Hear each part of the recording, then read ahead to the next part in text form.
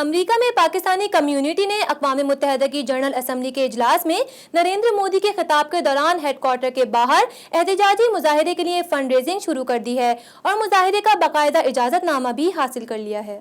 امریکہ میں مقیم پاکستانی کمیونٹی نے اقوام متحدہ کی جنرل اسمبلی کے اجلاس میں نریندر مودی کی شرکت کے موقع پر احتجاجی مظاہرے کی تیاریاں شروع کر دی ہیں۔ مظاہرے کی فنڈز ریزنگ کے لیے نیو یارک کے علاقے کوئنز میں پاکستانی ایڈوکیسی گروپ نے تقریب کا اہتمام کیا، جس میں کمیونٹی کی کثیر تعداد شریک ہوئی۔ اس موقع پر پاکستانی کمیونٹی کی معروف شخصیت اجمل چودھری نے بتایا کہ نریندر مودی کی اقوام متحدہ میں آمد اور خطاب کے موقع پر احتجاجی مظاہرہ کیا جائے گا۔ اس احتجاجی مظاہرے کے لیے $1.5 لاکھ کی ضرورت ہے اور آج کی فنڈ ریزنگ میں $77,000 جمع کر لیے ہیں۔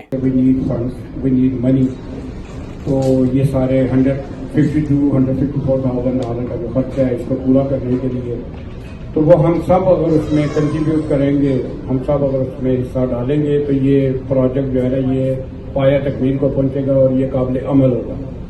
تو ایک یہ بہت زیادہ آپ سب کی ہمیں ضرورت ہے کہ اس میں تھوڑا سا وٹ ایور جو ہے نا جو $500 دے سکتا ہے وہ 500، جو ₹5 دے سکتا ہے وہ $5 دے۔